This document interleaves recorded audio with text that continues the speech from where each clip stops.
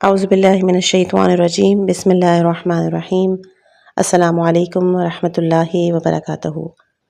یہ کتاب قصص الانبیاء ہے کہ جو عظیم عالم دین علامہ محمد باقر مجلسی کی تصنیف ہے۔ اس آڈیو بک میں آپ انبیاء کرام علیہم السلام کے واقعات سنیں گے کہ جو ایمان کو تازگی بخشتے ہیں۔ آئیے اس بابرکت سفر کا آغاز کرتے ہیں اور انبیاء کرام کی زندگیوں سے روشنی حاصل کرتے ہیں۔ اس کی جتنی بھی آڈیوز ہوں گی اس کی فائلز کے لیے آپ پلے لسٹ بنامے قصص الانبیاء میں جا کر ملاحظہ کر سکتے ہیں۔ آج انشاءاللہ کہ اس کتاب کا حصہ نمبر 5 بیان کریں گے۔ کل ہم لوگوں نے جہاں پر ویڈیو کو چھوڑا تھا وہ تھا حضرت موسیٰ اور ہارون کا فرعون اور اس کے اصحاب پر محبوس ہونا۔ بسند معتبر حضرت صادق علیہ السلام سے منقول ہے کہ فرعون نے 7 شہر اور 7 قلعے تعمیر کیے اور انہی میں سے موسیٰ کے خوف میں محصور تھا۔ ایک قلعے سے دوسرے قلعے تک جنگل بنوائے اور ان میں درندے شیروں کو چھوڑ رکھا تھا تاکہ جو بھی شخص بغیر اس کی اجازت کے داخل ہو وہ اس کو ہلاک کر ڈالے۔ جب حق تعالیٰ نے موسیٰ علیہ السلام کو رسالت کے ساتھ اس کی طرف بھیجا تو وہ دروازہ اول پر پہنچے اور اس پر عصا کو مارا، وہ کھل گیا اور اس میں داخل ہوئے۔ شیروں کی نظر ان پہ پڑی تو سب بھاگ گئے۔ اس طرح جس دروازے پر پہنچتے تھے وہ کھل جاتا تھا اور تمام شیر ذلیل ہو کے بھاگ جاتے۔ آخر وہ قصر فرعون کے دروازے پر پہنچ کر بیٹھ گئے۔ بالوں کے بنے ہوئے کپڑے پہنے ہوئے تھے، عصا ہاتھ میں تھا۔ جب فرعون کا چوبدار کہ جو لوگوں کے لیے اجازت طلب کرتا تھا باہر آیا، موسیٰ علیہ السلام نے اس سے کہا کہ میرے لیے مجلس فرعون میں آنے کی اجازت طلب کر۔ اس نے توجہ نہ کی۔ پھر اس سے کہا، اس نے جواب دیا کہ پروردگار عالم کو کوئی اور نہ ملا کہ جس نے تم کو پیغمبری کے لیے بھیجا۔ حضرت موسیٰ علیہ السلام کو غصہ آیا اور عصا کو دروازے پہ مارا تو جتنے بھی دروازے ان کے اور فرعون کے درمیان تھے سب کے سب کھل گئے۔ فرعون نے موسیٰ کو دیکھا تو بلوا لیا۔ موسیٰ علیہ السلام اس کی مجلس میں آئے۔ وہ سب سے بلند درجے پر بیٹھا ہوا تھا کہ جو 80 ہاتھ اونچا تھا۔ موسیٰ نے کہا کہ میں عالموں کے پروردگار کا تیری طرف رسول ہوں۔ فرعون نے کہا سچے ہو تو کوئی علامت اور معجزہ دکھاؤ۔ یہ سن کر موسیٰ علیہ السلام نے عصا کو زمین پہ ڈال دیا۔ اس کی 2 شاخیں تھیں کہ وہ فوراً ایک زبردست اژدہا بن گیا اور اپنے منہ کو کھولا۔ ایک حصے کو قصر کے اوپر اور دوسرے کو قصر کے نیچے رکھا۔ فرعون نے دیکھا کہ اس کے شکم سے آگ کے شعلے نکل رہے ہیں۔ اس نے فرعون کی جانب رخ کیا کہ فرعون کا اس کے خوف سے پیشاب خطا ہو گیا۔ چلایا اور فریاد کی، اے موسیٰ اس کو پکڑ لو۔ جو لوگ اس کی مجلس میں حاضر تھے سب کے سب بھاگ گئے۔ موسیٰ نے عصا کو اٹھایا تو فرعون ہوش میں آیا۔ اس نے چاہا کہ موسیٰ کی تصدیق کرے اور ان پر ایمان لائے۔ اس کے وزیر حامان نے کھڑے ہو کر کہا، اے اپنے وقت کے خدا، تجھ کو لوگ پوچھتے ہیں تو ایک بندے کا فرمانبردار ہونا چاہتا ہے۔ اس کے امرا اور رؤسا اس کے پاس جمع ہوئے اور کہنے لگے کہ یہ مرد ساحر ہے۔ ایک روز مقابلے کے واسطے مقرر کیا اور ساحروں کو جمع کیا کہ موسیٰ علیہ السلام سے مقابلہ کریں۔ ساحروں نے رسیوں اور لکڑیوں کو پھینکا کہ جو جادو کے ذریعے سے حرکت میں آئے تو موسیٰ علیہ السلام نے اپنے عصے کو زمین پر ڈالا اور سب کو اس نے کھا لیا۔ وہ 72 ساحر فرعون کے قوم میں سے تھے۔ جب ان لوگوں نے یہ کھلا ہوا معجزہ دیکھا سجدے میں گر پڑے اور فرعون سے کہا کہ موسیٰ کا کام جادو نہیں ہے۔ اگر جادو ہوتا تو چاہیے تھا کہ ہماری رسیاں اور لکڑیاں باقی رہتی۔ آخر موسیٰ علیہ السلام بنی اسرائیل کو لے کر مصر سے روانہ ہوئے۔ فرعون نے آپ کا تعاقب کیا۔ جب دریا میں شگاف ہوا اور بنی اسرائیل اس میں داخل ہوئے، فرعون اپنے لشکر کے ساتھ دریا کے کنارے پہنچا۔ وہ سب نر گھوڑوں پر سوار تھے۔ فرعون دریا میں داخل ہونے سے ڈرا تو جبرائیل ایک مادہ گھوڑے پر سوار ہو کر آئے اور ان لوگوں کے آگے دریا میں چلے۔ یہ دیکھ کر ان لوگوں کے گھوڑے اس مادے کے پیچھے دریا میں داخل ہوئے اور سب غرق ہو گئے۔ حق تعالیٰ نے پانی کو حکم دیا کہ فرعون کے مردہ جسم کو اوپر کر دے تاکہ بنی اسرائیل یہ نہ سمجھیں کہ وہ نہیں مرا بلکہ پوشیدہ ہو گیا ہے۔ پھر حق تعالیٰ نے موسیٰ علیہ السلام کو حکم دیا کہ بنی اسرائیل کے ساتھ مصر واپس جائیں۔ خدا نے بنی اسرائیل کو فرعون اور اس کے ساتھیوں کو تمام اموال و مکانات میراث میں عطا کیے کہ بنی اسرائیل کا ایک ایک آدمی ان کے کئی کئی مکانوں پر قابض ہوا۔ پھر خدا نے ان کو حکم دیا کہ شام کی جانب جائیں۔ وہ جب دریا سے عبور کر چکے تو ایک جماعت کے پاس پہنچے کہ جو ایک بت کے گرد جمع تھے، اس کی پرستش کرتے تھے۔ بنی اسرائیل نے دیکھ کر موسیٰ سے کہا کہ ہمارے لیے بھی ایک خدا بناؤ جیسا کہ اس جماعت کا خدا ہے۔ موسیٰ علیہ السلام نے کہا کہ تم ایک جاہل گروہ ہو، کیا خداوند عالم کے سوا کوئی اور خدا چاہتے ہو؟ ایک روایت میں موجود ہے کہ حق تعالیٰ کی تفسیر میں کہ ہم نے موسیٰ علیہ السلام کو 9 کھلی ہوئی نشانیاں عطا کی تھیں۔ چند معتبر حدیثیں وارد ہوئی ہیں۔ معصوم علیہ السلام نے فرمایا کہ وہ نشانیاں تھیں عصا، ید بیضا، ٹڈی، جوں، مینڈک، خون، طوفان، دریا کا پھٹنا اور وہ پتھر کہ جس سے پانی کے 12 چشمے جاری ہوئے تھے۔ ادھر ہم تھوڑا سا حضرت حزبیل کے بارے میں بتائیں گے کہ سالبی نے نقل کیا کہ حزبیل فرعون کے اصحاب میں نجار تھے۔ وہ وہی تھے کہ جنہوں نے مادر موسیٰ کے لیے تابوت بنایا۔ بعض نے کہا کہ وہ فرعون کے خزانچی تھے۔ 100 سال تک اپنا ایمان پوشیدہ رکھا، یہاں تک کہ جس روز حضرت موسیٰ علیہ السلام ساحروں پر غالب ہوئے اس روز آپ نے اپنے ایمان کا اظہار کیا اور ساحروں کے ساتھ ہی قتل کر دیے گئے تھے۔ علی ابن ابراہیم نے نقل کی ہے کہ جب بنی اسرائیل دریا سے باہر آئے اور ایک صحرا میں مقیم ہوئے تو جناب موسیٰ علیہ السلام سے کہنے لگے کہ ہم لوگوں کو تم نے ہلاک کیا کہ آبادی سے ایک جنگل نے پہنچا دیا کہ جہاں نہ سایہ ہے، نہ کوئی درخت، نہ پانی۔ تو حق تعالیٰ نے ان پر ایک ابر بھیجا کہ جو دن میں ان پہ سایہ کرتا تھا اور رات کو ان پر نازل ہوتا کہ جو گھاس، پتھر اور درخت پر بیٹھتا تھا ان کی غذا ہو۔ اس کے بعد بھنے ہوئے مرغ ان کے دسترخوان پر گراتا تھا جسے وہ لوگ کھاتے تھے۔ جب وہ لوگ سیر ہو جاتے تو وہ تمام مرغ خدا کے حکم سے زندہ ہو کے اڑ جاتے۔ جناب موسیٰ کے پاس ایک پتھر تھا کہ جسے وہ اپنے لشکر کے درمیان رکھ دیتے تھے اور اپنا عصا اس پر مارتے تھے، اس میں سے ہر سب کے جانب ایک چشمہ جاری ہو جاتا۔ وہ لوگ 12 سب تھے۔ جب اسی حال سے ایک مدت گزری، کہا اے موسیٰ ہم ایک کھانے پر نہیں صبر کر سکتے، خدا سے دعا کرو کہ ہمارے لیے زمین سے سبزی، ترکاری، ککڑی، گیہوں یا لہسن، مسور اور پیاز پیدا کرے۔ فرمایا قوم فوم گندم کو کہتے ہیں اور بعض نے کہا لہسن کو، بعض کہتے ہیں کہ روٹی ہے۔ موسیٰ علیہ السلام نے ان سے کہا کہ ایسی معمولی چیزوں سے عمدہ اور بہتر چیزیں یعنی من و سلوہ کو تبدیل کرنا چاہتے ہو تو پھر مصر یا کسی دوسرے شہر میں چلے جاؤ، وہاں تمہاری خواہش کے مطابق چیزیں مل جائیں گی۔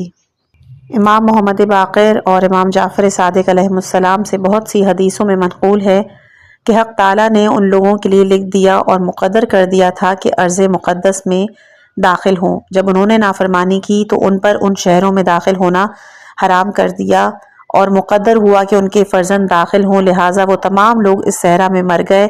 ان کی اولاد یوشع بن نون اور کالب بن یقنا کے ساتھ اس شہر میں داخل ہوئی، اور خدا جو چاہتا ہے محو کر دیتا ہے، جو چاہتا ہے سب فرماتا ہے، اور اس کے پاس الکتاب ہے۔ اور دوسری روایت میں یہ ہے کہ ان کے فرزند بھی داخل نہیں ہوئے بلکہ ان کے فرزندوں کے فرزند داخل ہوئے۔ مسند معتبر امام محمد باقر علیہ السلام سے منقول ہے کہ سورہ بقرہ آیت نمبر 57 کی تفسیر میں منقول ہے کہ حضرت فرماتے ہیں کہ یہ اس وقت کا واقعہ ہے جبکہ موسیٰ زمین طیہ سے نکلے اور تمام بنی اسرائیل آبادی میں داخل ہوئے اور ان لوگوں نے گناہ کیا تھا۔ حق تعالیٰ نے چاہا کہ ان لوگوں کو گناہ سے نجات دے اور اگر توبہ کریں تو بخش دے۔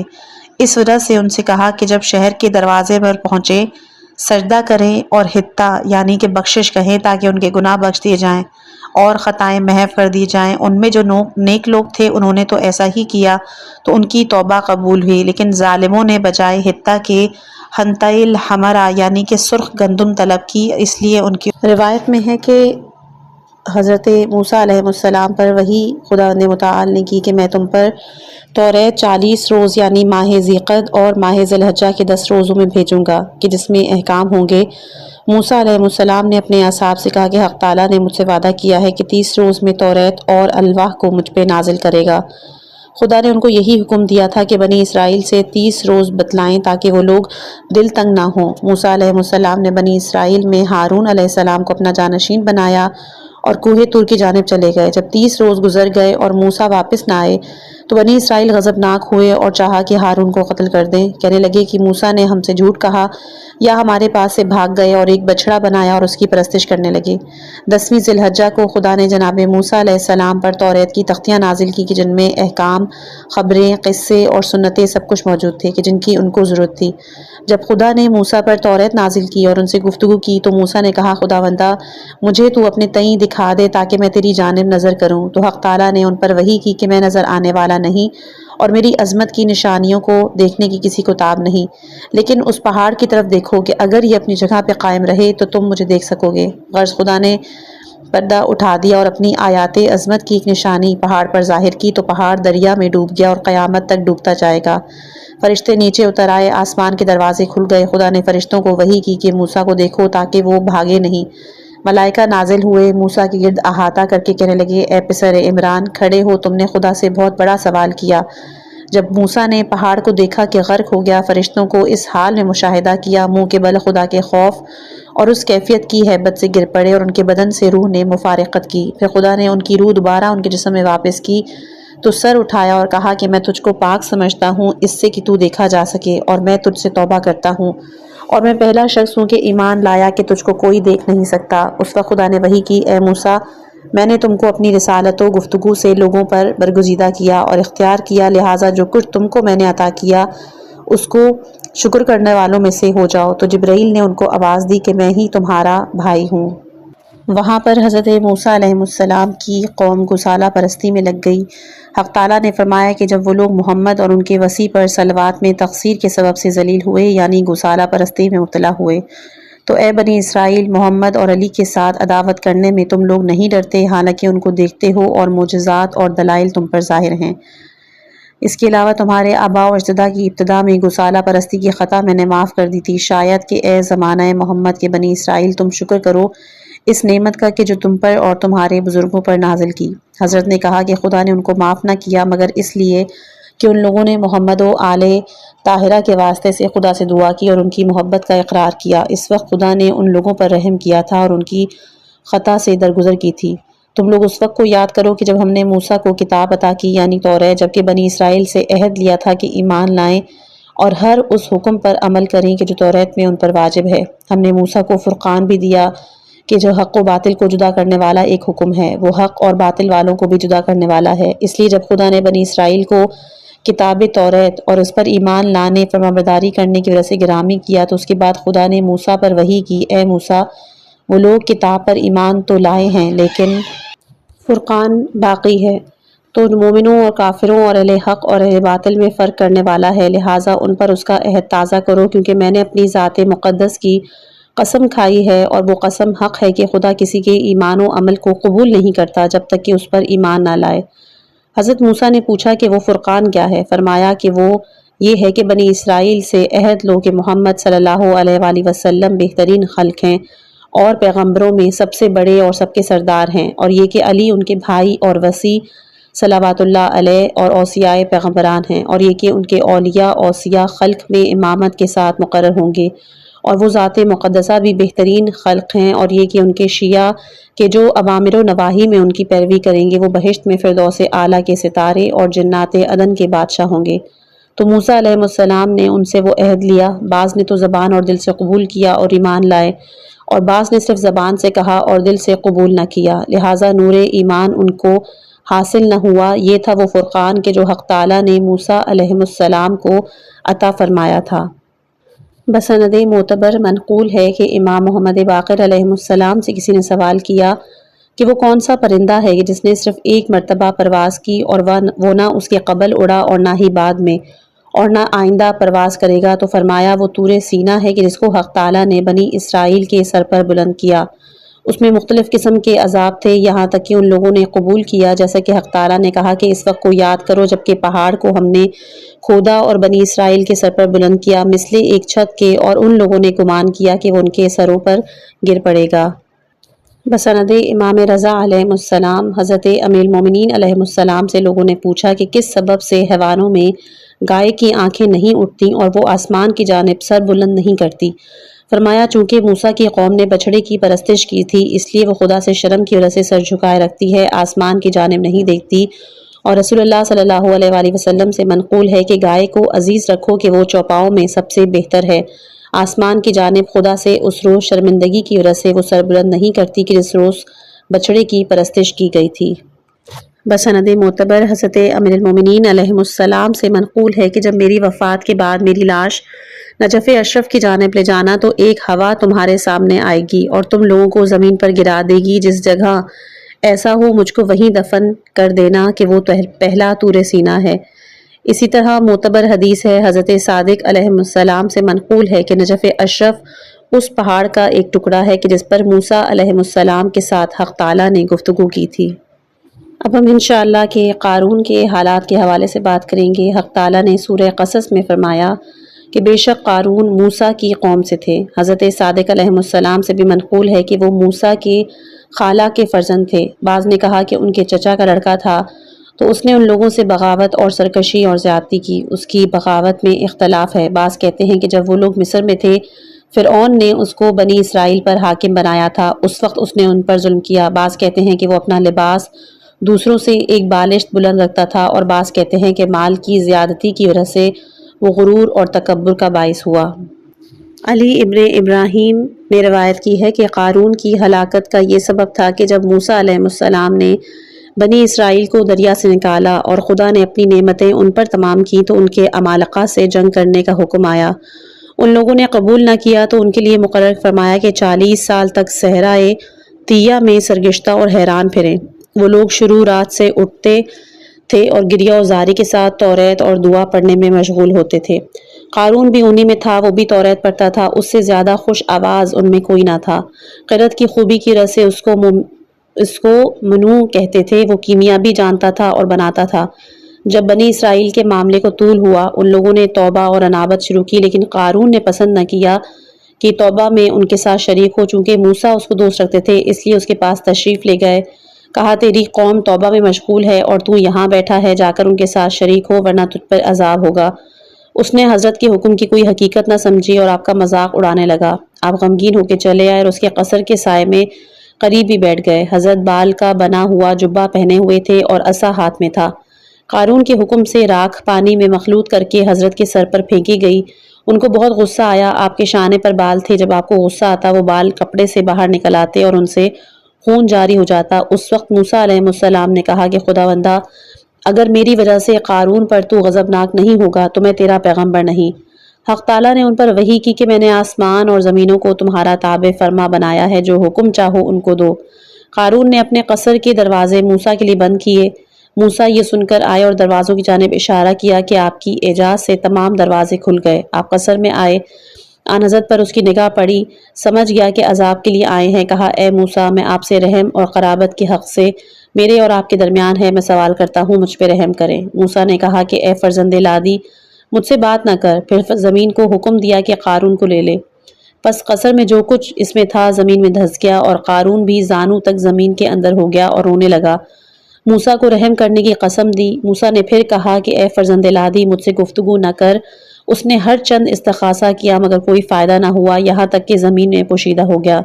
جب موسیٰ اپنی مناجات کے مقام پر آئے، حق تعالیٰ نے فرمایا اے فرزند لادی، مجھ سے بات نہ کر۔ موسیٰ سمجھ گئے قارون پر رحم نہ کرنے کے سبب سے یہ خدا کا عتاب ہے۔ عرض کی پروردگار، قارون نے مجھ کو بغیر تیرے پکارا، بغیر تیرے قسم دی، اگر تیری قسم دیتا میں قبول کرتا۔ پھر خدا نے اسی جواب کا اعادہ کیا کہ جو موسیٰ نے قارون کو دیا تھا۔ موسیٰ علیہ السلام نے کہا کہ خداوندہ، اگر میں جانتا کہ تیری رضا اس کی خواہش قبول کرنے میں ہے تو میں یقیناً قبول کر لیتا۔ اس وقت خدا نے کہا اے موسیٰ، اپنی عزت و جلال اور بزرگی عظمت کی قسم کھاتا ہوں، جس طرح قارون نے تم سے رحم کی خواہش کی، اگر مجھ سے کرتا تو میں قبول کر لیتا، لیکن چونکہ تم سے مدد مانگی تھی، تم سے متوسل ہوا تھا، لہٰذا میں نے اس کو تم پہ چھوڑا۔ اے پسر عمران، موت کے خوف سے گھبراؤ مت، کیونکہ میں نے ہر نفس کے لیے موت کو مقرر کیا ہے، تمہارے لیے راحت کا مقام مہیا کیا ہے، جس کو اگر تم دیکھ لو، اس جگہ پہنچ جاؤ تو تمہاری آنکھیں روشن ہو جائیں۔ اس کے بعد ایک روز موسیٰ طور پہ گئے اور ان کے ساتھ یوشع بھی تھے کہ جب آپ طور پر پہنچے، ایک مرد کو دیکھا، ایک بیلچہ اور ایک زنجبیل لیے ہوئے جا رہا ہے۔ پوچھا کہاں جاتے ہو؟ کہا خدا کا ایک دوست رحلت کر گیا ہے، اس کے لیے قبر تیار کرنا ہے۔ موسیٰ نے کہا کیا میں بھی تمہاری مدد کروں؟ اس نے کہا ہاں۔ غرض دونوں نے قبر کھودی۔ جب فارغ ہوئے اس مرد نے قبر میں اترنا چاہا تو موسیٰ نے پوچھا یہ کیا کرتے ہو؟ کہا کہ چاہتا ہوں کہ قبر کے اندر جا کر دیکھوں کہ اچھی کھودی گئی ہے۔ موسیٰ نے کہا کہ میں جاتا ہوں۔ چنانچہ آپ قبر میں اترے اور لیٹے اور قبر کو پسند کیا۔ ملک الموت نے آ کر وہیں حضرت امام حسن عسکری علیہ السلام کی تفسیر میں ذکر ہے کہ حق تعالیٰ نے مدینے کے یہودیوں سے خطاب فرمایا تھا کہ یاد کرو اس وقت کو کہ جبکہ موسیٰ نے اپنی قوم سے کہا خدا تم کو بے شک حکم دیتا ہے ایک گائے ذبح کرو اس کے کسی ٹکڑے کو مقتول کی لاش پر مارو کہ وہ بحکم خدا زندہ ہو کر بتائے کہ کس نے اس کو قتل کیا ہے۔ یہ قصہ کچھ یوں ہے کہ بنی اسرائیل میں ایک نہایت ہی حسین و جمیل عورت تھی۔ بہت سے لوگ اس کے خواستگار تھے۔ وہ عورت صاحب کمال بھی تھی، صاحب حسب و نسب بھی تھی اور پردہ نشین تھی۔ اس کے چچا کے 3 بیٹے تھے۔ ان میں سے ایک کہ جو سب سے زیادہ عالم اور پرہیزگار تھا، اس کے ساتھ وہ عورت راضی ہو گئی اور چاہا کہ اس کے عقد میں آئے۔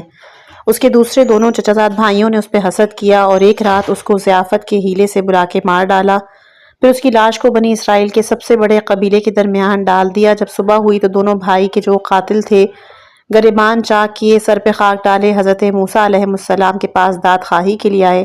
حضرت نے اس قبیلے کے تمام لوگوں کو بلا کر اس مقتول کے بارے میں دریافت کیا۔ ان لوگوں نے کہا کہ ہم نے اس کو نہیں قتل کیا، نہ ہی ہم جانتے ہیں کہ کون اس کا قاتل ہے۔ موسیٰ نے کہا کہ حکم خدا یہ ہے کہ تم 50 آدمی قسم کھاؤ اور خون بہا دو یا پھر قتل کا پتہ بتاؤ۔ ان لوگوں نے کہا کہ جب ہم کو قسم کھانے کے باوجود خون بہا دینا بھی ضروری ہے تو پھر قسم کھانے سے کیا فائدہ؟ خون بہا دینے کے ساتھ ہم قسم بھی کھائیں تو خون بہا دینے کا کیا نتیجہ؟ موسیٰ نے کہا کہ تمام فائدے خدا کی فرمانبرداری میں ہیں، جو کچھ فرماتا ہے عمل میں لانا چاہیے۔ انہوں نے کہا اے پیغمبر خدا، یہ جرمانہ اور گناہ کا الزام سخت ہے، حالانکہ ہم نے کوئی خیانت نہیں کی، یہ قسم بہت زیادہ گراں ہے۔ حضرت موسیٰ علیہ السلام نے اپنے پروردگار سے کہا پروردگارہ مجھے اس کے قاتل کے بارے میں بیان کیجیے۔ وہی آئی کہ بنی اسرائیل سے کہو کہ خدا تم سے قاتل کا پتہ اس طرح بتائے گا کہ ایک گائے کو ذبح کرو اور اس کا گوشت مقتول کی لاش پر مارو تو میں اس کو زندہ کر دوں گا۔ یہ بات سننی تھی کہ حضرت موسیٰ علیہ السلام کی قوم ان پر تمسخر کرنے لگی، کہنے لگی یہ کیسی جاہلانہ بے عقل بات کر رہے ہو۔ بہرحال جب حضرت موسیٰ علیہ السلام نے ان کے اوپر اتمام حجت کر لی تو انہوں نے کہا کہ اچھا اے موسیٰ تم اپنے پروردگار سے کہو کہ ہمیں اس گائے کے بارے میں کچھ صفت بتائے۔ اور قرآن میں بہت طویل سے یہ قصہ لکھا ہوا ہے کہ کس طرح انہوں نے کس طرح کی صفتوں کے لیے بار بار سوال کیے گئے تھے۔ روایت میں امام علیہ السلام فرماتے ہیں کہ جب ان لوگوں نے ان صفات کو سنا تو کہا اے موسیٰ کیا ہمارے خدا نے ہم کو ایسی گائے کے ذبح کرنے کا حکم دیا ہے؟ حضرت موسیٰ نے کہا ہاں، حتیٰ کہ ابتدا میں جب ان سے کہا گیا تھا وہ اگر بلا چون چرا کسی بھی گائے کو ذبح کرتے تھے تو کافی تھا، اور ان کے سوال کے بعد ضرورت نہیں تھی کہ موسیٰ خدا سے گائے کی کیفیت کے بارے میں سوال کرتے، بلکہ چاہیے تھا کہ ان کے جواب میں فرما دیتے کہ جس گائے کو بھی ذبح کرو کافی ہے۔ غرض کہ جب اس صفت کی گائے پر معاملہ ٹھہرا تو ان لوگوں نے اس کی تلاش شروع کر دی۔ اس کی تلاش سے وہ گائے کہیں نہ ملی مگر ایک جوان کے پاس کہ جو بنی اسرائیل ہی میں سے تھا، اور جس کو خدا نے خواب میں محمد و علی اور ان کی ذریت میں سے اماموں کو دکھایا تھا، اور ان بزرگواروں نے اس سے فرمایا تھا کہ چونکہ تو ہم کو دوست رکھتا ہے اور دوسروں پر فضیلت دیتا ہے، لہٰذا ہم چاہتے ہیں کہ تیری جزا میں سے کچھ تجھ کو دنیا ہی میں عطا کریں۔ لہٰذا جب تیرے پاس لوگ گائے کو خریدنے کے لیے آئیں تو بغیر اپنی ماں کے مشورے کے اس کو فروخت نہ کرنا۔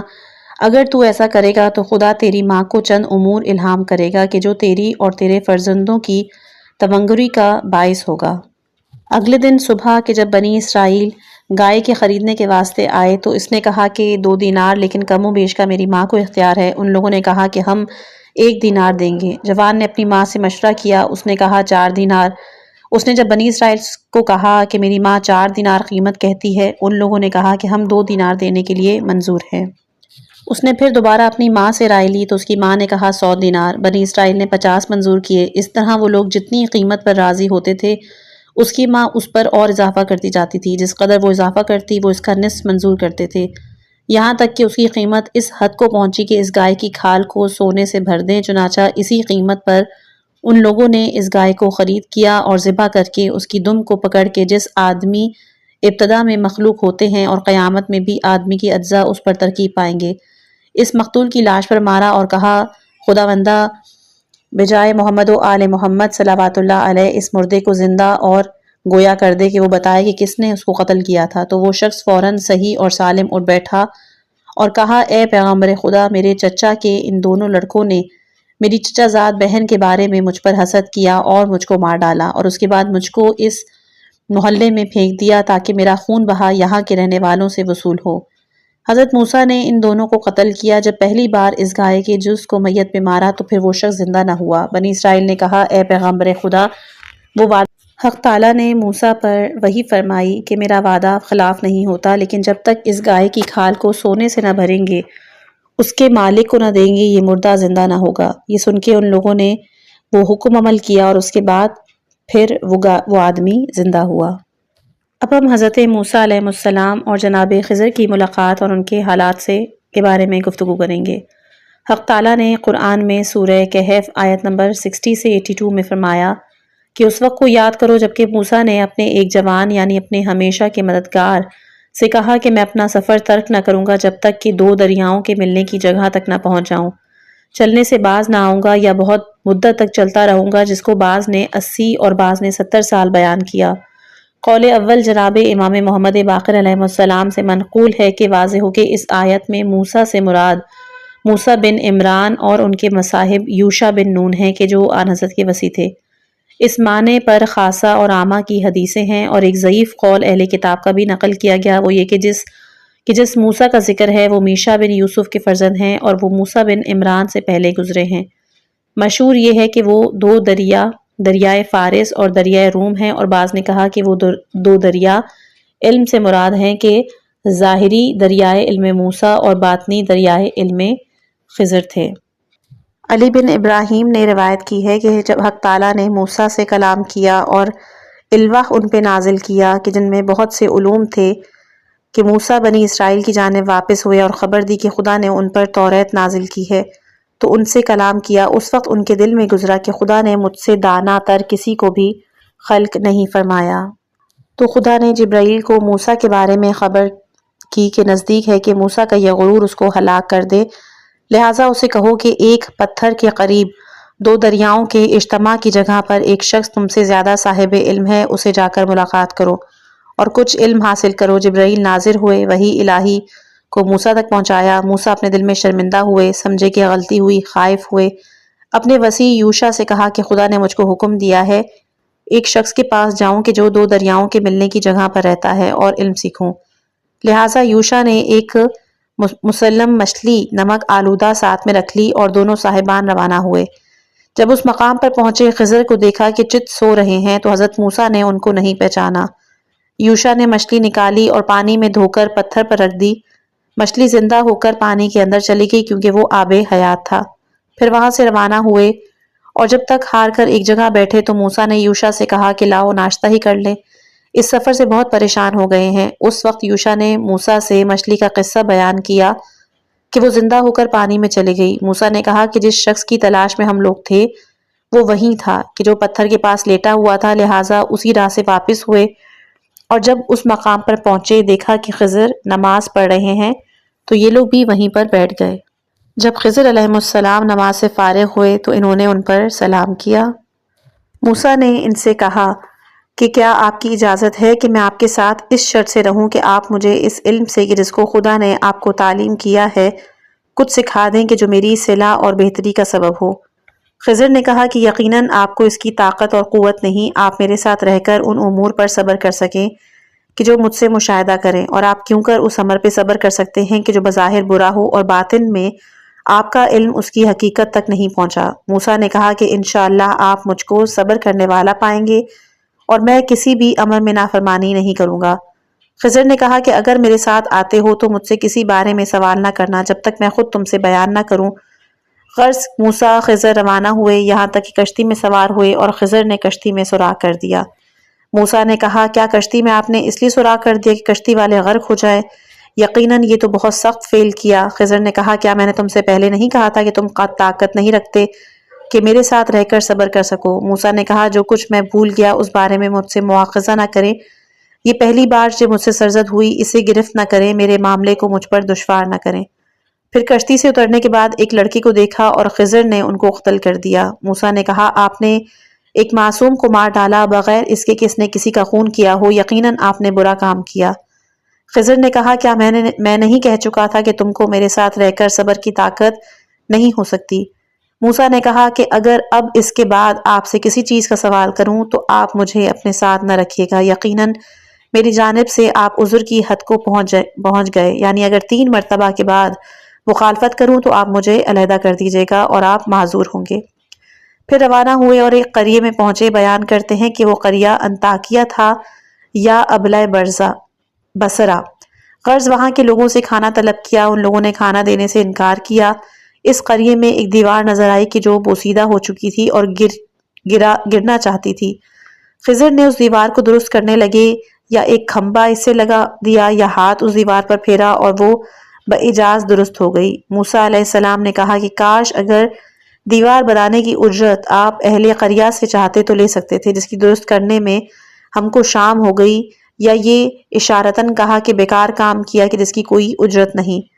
خضر نے کہا کہ اب میرے اور تمہارے فراق کا وقت ہے، جو کچھ تم نے دیکھا ان پہ صبر نہ کر سکے، ان کی تعویل سے میں اب تم کو آگاہ کرتا ہوں۔ سنو، وہ کشتی کے چند مساکین اور محتاج لوگوں کی تھی کہ دریا میں کام کرتے تھے۔ میں نے چاہا کہ اس میں عیب پیدا کروں، کیونکہ اس کے سامنے یا پیچھے ایک بادشاہ تھا کہ جو کشتی کو غصب کر لیتا۔ میں نے اس کے لیے اس میں عیب پیدا کیا تاکہ وہ غصب نہ کرے۔ اور لڑکے کو جو میں نے مارا، اس کے ماں باپ مومن تھے، مجھ کو خوف تھا کہ وہ لڑکا ان کو کفر اور سرکشی سے اذیت پہنچائے گا یا خود ان کو سرکش اور کافر بنا دے گا۔ میں نے چاہا کہ اس فرزند کے عوض ان کا پروردگار اس سے بہت زیادہ نیک فرزند عطا فرمائے کہ جو بری باتوں اور گناہوں سے پاک ہو اور ماں باپ پر مہربانی اور رحم کے سبب سے ان کو زیادہ محبوب ہو۔ اور اس دیوار کے بارے میں یہ ہے کہ اس شہر میں 2 یتیم ہیں، اس دیوار کے نیچے ان کے لیے خزانہ مدفون ہے، اور یتیموں کا باپ صالح اور نیک شخص ہے، تو تمہارے پروردگار نے چاہا کہ وہ دونوں لڑکے بالغ ہوں، ان کی عقل کامل ہو جائے، تو اس دیوار کے نیچے سے اپنا خزانے کو نکالیں، اور یہ تمہارے پروردگار کی ان بچوں پر رحمت ہے، اور میں نے یہ سب اپنی رائے سے نہیں بلکہ اپنے پروردگار کے حکم سے ہی کیا۔ یہ تھی ان افعال کی تعویل کہ جن کے دیکھنے سے تم صبر نہیں کر سکے۔ بسند معتبر حضرت صادق علیہ السلام سے منقول ہے کہ جب حضرت موسیٰ نے چاہا کہ حضرت خضر سے رخصت ہوں، کہا مجھے کچھ وصیت کیجیے، تو ان کی وصیتوں میں سے یہ کلمات تھے کہ کبھی لجاجت نہ کرو، بغیر ضرورت اور احتیاج راہ نہ چلو، بے موقع نہ ہنسو، اپنے گناہوں کو یاد کرو، ہرگز دوسرے کے گناہوں کی جانب توجہ نہ کرو۔ اور حدیث معتبر میں امام زین العابدین علیہ السلام سے منقول ہے کہ آخری وصیت یہ تھی کہ جو خضر نے موسیٰ سے کی کہ کسی کو اس کے گناہ پر ملامت نہ کرو۔ 3 چیزوں کو خدا سب سے زیادہ دوست رکھتا ہے: تونگری میں میانہ روی، انتقام پر طاقت کے وقت معاف کرنا، خدا کے بندوں کے ساتھ نرمی کرنا، اور کوئی شخص کسی کے ساتھ احسان اور نیکی نہیں کرتا مگر یہ کہ حق تعالیٰ قیامت میں اس پر نیکی اور احسان کرتا ہے، اور حکمتوں کا راز خداوند عالم کا خوف ہے۔ بسند معتبر حضرت صادق علیہ السلام سے منقول ہے کہ جب رسول خدا صلی اللہ علیہ وآلہ وسلم معراج میں تشریف لے کے گئے تو راہ میں ان کو مثل مشک کی خوشبو معلوم ہوئی۔ حضرت جبرائیل سے پوچھا یہ کیسی خوشبو ہے؟ انہوں نے کہا کہ یہ اس مکان سے خوشبو آتی ہے جس میں خدا کی عبادت کی وجہ سے لوگوں پر سختی کی گئی۔ پھر انہوں نے بتایا کہ جبرائیل نے کہا کہ خضر بادشاہوں کی اولاد میں سے تھا، خدا پر ایمان بھی رکھتا تھا، انہوں نے اپنے باپ کے مکان کے ایک حجرے میں خلوت اختیار کی تھی اور خدا کی عبادت کیا کرتے تھے، ان کے سوا ان کے باپ کا کوئی اولاد نہیں تھا۔ لوگوں نے ان کے باپ سے کہا کہ خضر کے علاوہ تمہاری کوئی فرزند نہیں، کوئی عورت ان کے ساتھ تزویج کرواؤ، لیکن وہ کیونکہ شادی کرنے کو بالکل بھی تیار نہیں تھے۔ کافی جنبیلوں کے بعد بھی یہ سن کے بادشاہ کو خضر پہ بہت غصہ آیا اور ان کو حجرے میں بند کر کے دروازے کو مٹی اور پتھر سے چنوا دیا، لیکن دوسرے ہی دن ان کی پدری شفقت جوش آئی، فرمایا دروازے کو کھول دو۔ جب دروازہ کھولا گیا تو لوگوں نے ان کو حجرے میں نہ پایا۔ حق تعالیٰ نے ان کو ایک ایسی قوت عطا کی کہ جس شکل کو چاہیں اختیار کریں اور لوگوں کی نگاہوں سے پوشیدہ ہو سکیں۔ پھر وہ ذوالقرنین کے ہمراہ ہو کر ان کے لشکر کے ہر اول ہوئے، یہاں تک کہ آب حیات پیا، اور وہ شخص کہ جو پانی پی لیتا ہے سور پھونکنے کے وقت تک زندہ رہتا ہے۔ پھر ان کے باپ کے شہر سے 2 آدمی تجارت کے لیے چلے، کشتی پر سوار ہوئے، وہ کشتی تباہ ہو گئی اور وہ ایک جزیرے میں جا پڑے۔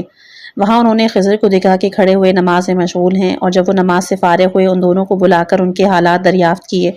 ان لوگوں نے جب حالات اپنے بیان کیے تو فرمایا کہ اگر آج میں تم کو تمہارے شہر پہنچا دوں تو اپنے شہر والوں سے میرا حال پوشیدہ رکھنا۔ ان لوگوں نے کہا ہاں، لیکن ایک مرد نے نیت کی کہ عہد پر قائم رہے گا، اور دوسرے نے اپنے دل میں سوچا کہ جب اپنے شہر پہنچے گا تو خضر کا حال ان کے باپ سے بیان کر دے گا۔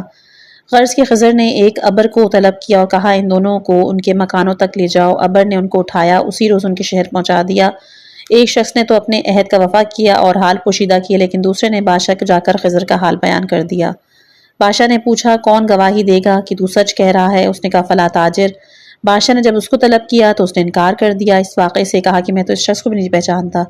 تو اس پہلے والے شخص نے کہا کہ اے بادشاہ میرے ساتھ ایک لشکر بھیجو، میں اس جزیرے میں جا کر خضر کو لے آؤں اور اس شخص کو قید کر لیجئے تاکہ میں اس کا جھوٹ ظاہر کروں۔ بادشاہ نے ایک لشکر اس کے ساتھ روانہ کیا اور پھر اس مرد کو جس نے خبر کو پوشیدہ رکھا تھا رہا کر دیا، اور پھر اس شہر کے باشندوں نے بہت گناہ کیا جس کے سبب سے حق تعالیٰ نے ان کو ہلاک کیا اور ان کے شہر کو الٹ دیا۔ سب کے سب برباد ہو گئے سوائے اس مرد کے کہ جس نے حضرت خضر کے بارے میں بادشاہ کو نہیں بتایا تھا۔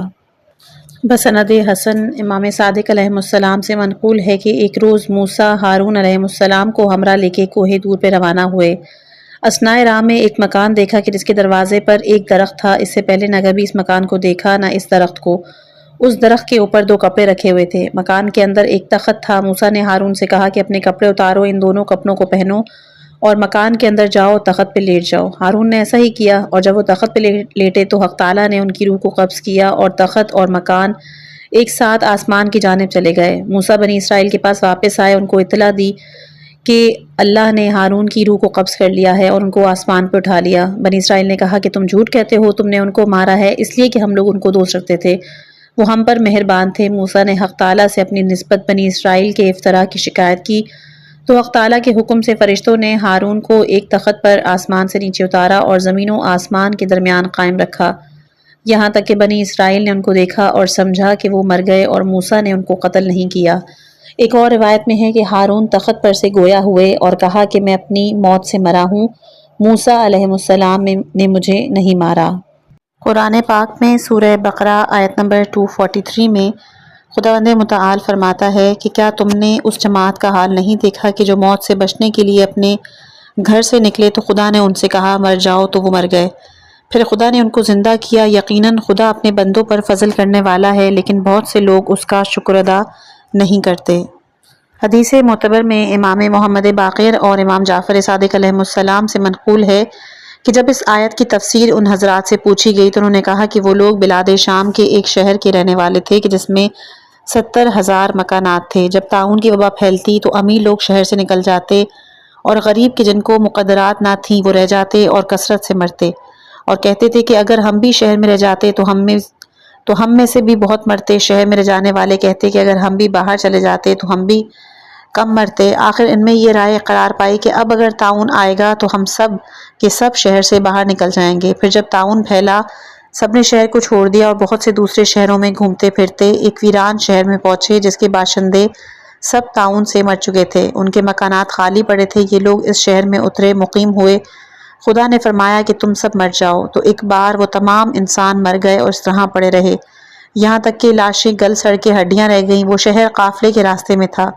اہل قافلوں نے ہڈیوں کو راستے سے دور کر کے ایک جگہ جمع کر دیا، اور ایک مرتبہ بنی اسرائیل کے ایک پیغمبر حضرت حزقیل علیہ السلام کا گزر اس طرف سے ہوا۔ جب آپ نے ان بوسیدہ ہڈیوں پر نظر پڑی تو آپ نے عرض کی پالنے والے اگر تو چاہے تو ان سب کو ابھی زندہ کر سکتا ہے جس طرح ایک آن میں ان پر موت طاری کی ہے تاکہ تیرے شہروں کو یہ لوگ آباد کریں، تیرے بندے ان کے ذریعے سے پیدا ہوں اور عبادت کرنے والوں کے ساتھ تیری عبادت کریں۔ خدا نے وحی کی کیا تو چاہتا ہے میں ان کو زندہ کروں؟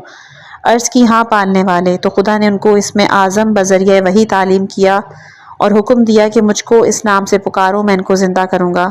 حضرت حزقیل علیہ السلام نے اس میں اعظم پڑھا اور دیکھا کہ ہڈیاں ایک دوسرے کی جانب پرواز کر رہی تھیں یہاں تک کہ ان کے اعضاء درست ہوئے اور وہ زندہ ہو کر ایک دوسرے کو دیکھنے اور خدا کی تسبیح اور تکبیر و تحلیل کرنے لگے۔ تو حزقیل نے کہا کہ میں گواہی دیتا ہوں کہ خدا ہر چیز پر قادر ہے۔ اب ہم انشاءاللہ کہ حضرت اسماعیل علیہ السلام کے حالات بیان کریں گے، کیونکہ حضرت حزقیل کے بہت تھوڑے یہی والے حالات مسلسل بیان ہوئے ہیں۔ حضرت اسماعیل کے حالات زندگی کافی حد تک تو حضرت ابراہیم علیہ السلام کے حالات زندگی میں نقل ہو چکے ہیں۔ بہرحال آگے بیان کیا جاتا ہے کہ قرآن میں حضرت اسماعیل علیہ السلام کو صادق الوعید کے نام سے خداوند متعال نے یاد کیا ہے۔ سورہ مریم آیت نمبر 54 اور 55۔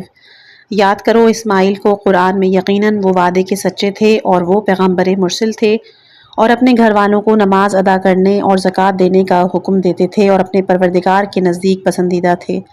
حضرت امام رضا علیہ السلام سے حدیث معتبر میں منقول ہے کہ حق تعالیٰ نے ان کو اس لیے صادق الوعد فرمایا کہ انہوں نے ایک شخص سے ایک مقام پر ملنے کا وعدہ کیا اور 1 سال تک اس مقام پر اس کا انتظار کرتے رہے اور آپ نے وہاں سے حرکت نہ کی۔ اسی اثنا میں اہل مکہ آپ کو تلاش کرتے رہے، ان کو معلوم نہیں تھا کہ حضرت کہاں ہیں۔ اتفاقاً کہ ایک شخص حضرت کے پاس پہنچا، عرض کی اے خدا کے رسول، آپ کے بعد ہم لوگ ضعیف اور کمزور ہو گئے ہیں، ہلاک ہو رہے ہیں، آپ ہم لوگوں سے کیوں کنارہ کش ہو گئے؟ حضرت نے کہا کہ فلاں شخص نے کہ جو اہل طائف سے ہے مجھ سے وعدہ لیا ہے کہ اس جگہ سے حرکت نہ کروں جب تک وہ نہ آئے۔ اہل مکہ نے جب یہ سنا اس مرد طائفی کے پاس گئے اور کہا اے دشمن خدا، تو نے رسول خدا سے وعدہ کیا اور اب تک وفا نہ کی، 1 سال سے ان کو تکلیف میں مبتلا کر رکھا ہے۔ وہ مرد ان کی خدمت میں دوڑا، معافی خواہ ہوا، عرض کی یا نبی اللہ، خدا کی قسم میں بھول گیا تھا۔ حضرت نے کہا کہ اگر تو نہ آتا واللہ میں اسی مقام پر رہتا یہاں تک کہ مجھے موت آتی اور اس جگہ سے بروز قیامت مبعوث ہوتا، لہٰذا خدا نے حضرت کی مدح میں یہ الفاظ فرمائے تھے۔ حضرت اسماعیل کے حالات میں بس اتنا ہی لکھا تھا۔ اب یہاں پہ باب نمبر 16 ہے حضرت الیاس، یسع اور علیہ علیہ السلام کے حالات کے حوالے سے۔ ابن بابویہ نے ابن عباس سے روایت کی کہ حضرت یوشع بن نون نے حضرت موسیٰ کے بعد بنی اسرائیل کو شام کے شہروں میں آباد کیا اور شام کو ان میں تقسیم فرما دیا۔ ان میں سے ایک گروہ کو بعلبک میں جگہ دی کہ جن میں حضرت الیاس بھی تھے اور وہ انہی پر مبعوث کیے گئے۔ اس وقت وہاں پر ایک بادشاہ تھا کہ جس نے لوگوں کو بعل نامی ایک بت کی پرستش پر ورغلائے ہوئے تھا۔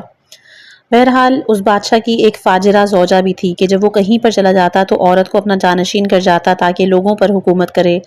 اس ملعونہ کا محرر ایک عقل مند مومن تھا کہ جس نے 300 مومنین کی جانیں اس ملعونہ کے ہاتھ سے بچائیں۔ اس ملعونہ سے بڑھ کر روئے زمین پر کوئی زناکار عورت نہ تھی۔ بنی اسرائیل کے 7 بادشاہوں نے اس سے نکاح کیا اور اس کے 90 فرزند ہو چکے تھے۔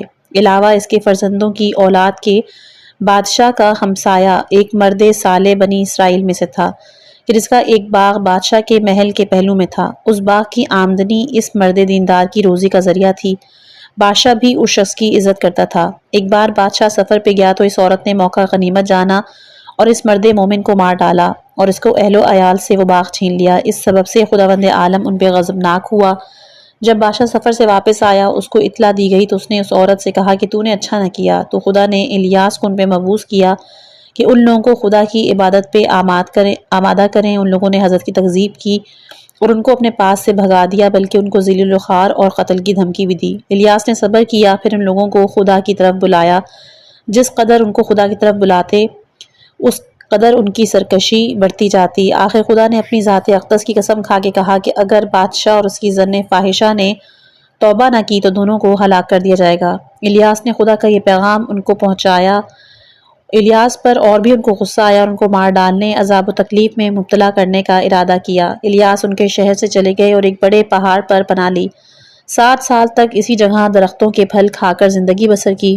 خدا نے ان کے قیام کی جگہ ان ظالموں سے پوشیدہ کر دی تھی۔ اسی اثنا میں بادشاہ کا جو بیٹا تھا وہ بیمار ہوا اور ایک سخت مرض میں مبتلا ہوا کہ زندگی سے نا امید ہو چکے تھے۔ وہ لڑکا بادشاہ کو سب سے زیادہ پیارا تھا۔ لوگ بت پرستوں سے بت کے پاس سفارش کراتے رہے بادشاہ کے فرزند کو شفا بخشنے کی، مگر لڑکا اچھا نہ ہوا۔ بادشاہ نے کچھ لوگوں کو پہاڑ کے نیچے بھیجا جس کے بارے میں گمان تھا کہ حضرت الیاس ادھر رہتے ہیں۔ وہ لوگ حضرت کو پکار کر التجا کرنے لگے وہ نیچے آئیں، اس لڑکی کے واسطے دعا کریں۔ حضرت الیاس علیہ السلام پہاڑ کے نیچے تشریف لائے اور ان لوگوں سے کہا کہ خدا نے تمہاری طرف سے تمہارے اہل شہر اور بادشاہ کی طرف مجھ کو رسول بنا کے بھیجا، لہٰذا اپنے پالنے والے کا پیغام سنو۔ وہ فرماتا ہے کہ بادشاہ کے پاس جاؤ اور کہو کہ میں خدا ہوں، میرے سوا کوئی خدا نہیں، میں بنی اسرائیل کا پروردگار ہوں، میں نے ہی ان کو پیدا کیا، میں ہی ان کو روزی دیتا ہوں، ان کو زندہ کرتا ہوں اور مارتا ہوں، ہر طرح کا فائدہ اور نقصان میرے اختیار میں ہے، اپنے لڑکے کے لیے شفا میرے غیر سے طلب کرتا ہے۔ وہ لوگ بادشاہ کے پاس واپس گئے، یہ سارا قصہ بیان کیا۔ بادشاہ کو یہ سن کے بہت غصہ آیا، حکم دیا کہ الیاس کو جہاں دیکھو ان کو باندھ کر میرے پاس لے آؤ، وہ میرا دشمن ہے۔ وہ سب بولے کہ جب ہم نے الیاس کو دیکھا ایک قسم کا خوف ہمارے دلوں میں پیدا ہوا، ہم ان کو گرفتار نہ کر سکے۔ بادشاہ نے اپنے لشکر میں سے 50 مضبوط بہادروں کو انتخاب کر کے کہا جاؤ الیاس سے پہلے اظہار کرو کہ ہم لوگ تم پہ ایمان لائے ہیں تاکہ وہ تمہارے نزدیک آئیں اور تم ان کو گرفتار کر لینا۔ وہ 50 پہاڑ پہ گئے اور ادھر ادھر متفرق ہو گئے، بلند آواز سے پکارنے لگے اے پیغمبر خدا، ہم آپ پر ایمان لائے ہیں، ہم سے ملاقات کریں۔ اس وقت الیاس جنگل میں تھے، ان کی آواز سن کر آپ کو لالچ ہوئی کہ واقعی شاید ایمان لے آئے ہوں۔ دعا کی کہ پالنے والے، اگر یہ لوگ اپنے قول میں سچے ہیں تو مجھے اجازت دے کہ میں ان کے پاس جاؤں، اور اگر جھوٹے ہیں تو مجھ کو ان کے شر سے محفوظ رکھ۔ ابھی الیاس کی دعائیں تمام نہ ہوئی تھی کہ آگ ان پر نازل ہوئی جس نے ان سب کو جلا دیا۔ یہ خبر بادشاہ کو پہنچی تو وہ اور زیادہ غصہ ہوا اور اپنی زوجہ کے کاتب کو کہ جو مومن تھا طلب کیا، اور ایک جماعت اس کے ساتھ کی، کہا کہ اب وقت آ گیا ہے کہ ہم الیاس پر ایمان لائیں اور توبہ کریں، اور تم جاؤ ان کو راضی کر کے لاؤ تاکہ ہماری ہدایت کریں، اور جو کچھ خدا کو پسند ہو ہم کو تعلیم دے۔ اپنی قوم کو حکم دیا کہ بت پرستی ترک کر دو۔ کاتب اس جماعت کو لے کے پہاڑ پہ آیا، جناب الیاس کو ندا کی۔ حضرت نے کاتب کی آواز پہچان لی۔ خدا نے ان کو وحی کی کہ اپنے برادر ایمانی کے پاس جائیں، سلام کریں، مصافحہ کریں۔ الیاس گئے، اس کاتب نے بادشاہ کا سارا حال سنایا اور کہا کہ اگر میں جاتا ہوں اور آپ نہیں چلتے تو مجھے قتل کر دے گا۔ خدا نے الیاس پر وحی کی کہ جو کچھ بادشاہ نے تم کو پیغام بھیجا ہے سب مکر و حیلہ ہے، وہ چاہتا ہے کہ تم پر قابو پائے، قتل کر دے۔ اس مومن سے کہہ دو کہ بادشاہ سے خوف نہ کرے، میں اس کی فرزند کو موت بھیجتا ہوں۔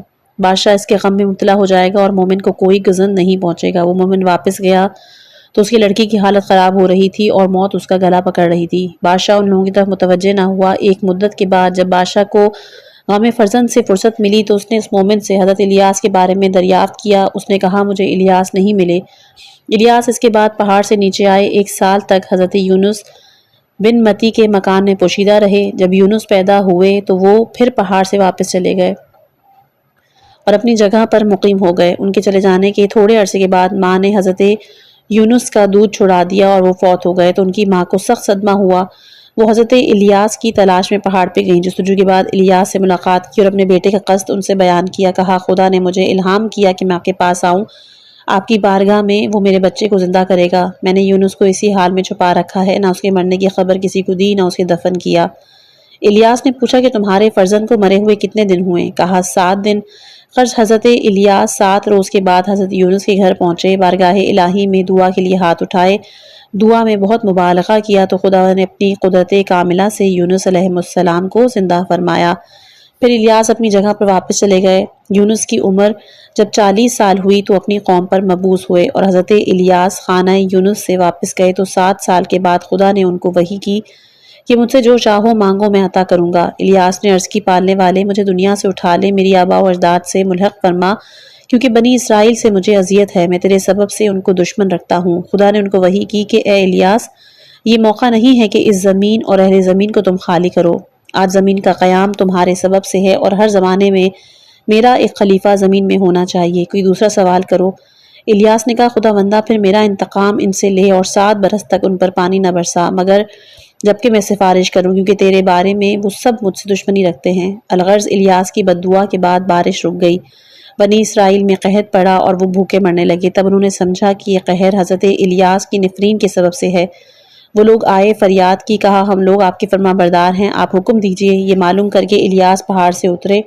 ان کے شاگرد حضرت یسع ان کے ساتھ تھے۔ بادشاہ کے پاس گئے، اس نے کہا کہ آپ نے بنی اسرائیل کو قحط میں فنا کر دیا۔ الیاس نے کہا اسی نے ان کو ہلاک کیا ہے جس نے ان کو گمراہ کیا۔ بادشاہ نے کہا اب دعا کریں کہ خدا پانی برسائے۔ جب رات ہوئی الیاس کھڑے ہوئے، دعا کی، فرمایا آسمان کے چاروں طرف دیکھیں۔ یسع نے کہا کہ کچھ ابر دکھتا ہے کہ جو بلند ہو رہا ہے۔ الیاس نے فرمایا کہ بشارت ہو کہ بارش آ رہی ہے، لوگوں سے کہہ دو کہ غرق ہونے سے پہلے اپنی اور اپنے اموال کی حفاظت کر لیں۔ غرضے کہ بارش ہوئی اور شادابی پھیلی اور قحط دور ہوا۔ حضرت الیاس ایک مدت تک ان میں رہے، وہ لوگ بھی نیکی اور شائستگی کے ساتھ بسر کرتے رہے، پھر سرکشی اور فساد کی طرف پلٹے اور حق الیاس سے منکر ہو گئے اور پھر بغاوت کی۔ خدا نے ایک دشمن کو ان پر مسلط کیا کہ جو اچانک حملہ آور ہو کر ان پہ غالب آیا۔ بادشاہ اس کی زوجہ کو قتل کیا، اسی مرد صالح کے باغ میں جس کی زوجہ کو قتل کیا تھا ڈال دیا۔ حضرت الیاس نے یسع کو اپنا وصی مقرر کیا۔ الیاس کو خدا نے پر عنایت فرمائی اور ان کو نگاہ خلق سے پوشیدہ کر کے آسمان پہ اٹھا لیا۔ الیاس نے اپنی ابا یسع کے لیے ہوا کے درمیان سے پھینک دی۔ حضرت یسع کو خدا نے بنی اسرائیل کا پیغمبر قرار دیا اور ان پر وحی نازل فرمائی اور ان کی یہاں پر حضرت الیاس کا واقعہ اختتام پذیر ہوتا ہے اور حضرت ذوالکفل کے حالات انشاءاللہ کہ ہم اگلی اپنے آنے والی آڈیو میں پیش کریں گے۔ خداوند متعال کا شکر ادا کرتے ہیں کہ خدا نے ہمیں توفیق دی اس کتاب کو پڑھنے کی۔ اے اللہ، اس کتاب کے پڑھنے اور سننے کو ہمارے لیے ذریعہ مغفرت بنا۔ ہمارے والدین، اساتذہ، تمام مرحومین کی مغفرت فرما، ان کے درجات بلند فرما، ان کی قبروں کو نور سے بھر دے۔ اے رب ہمیں ایمان، صحت، رحمت اور اپنی رضا نصیب فرما، اور ہمیں دنیا اور آخرت میں کامیابی عطا کر۔ اگر آپ کو میری یہ آڈیو پسند ہے تو اس کو لائک، شیئر اور سبسکرائب کرنا مت بھولیے گا۔ اپنی خاص دعاؤں میں یاد رکھیے گا۔ والسلام علیکم ورحمۃ اللہ وبرکاتہ۔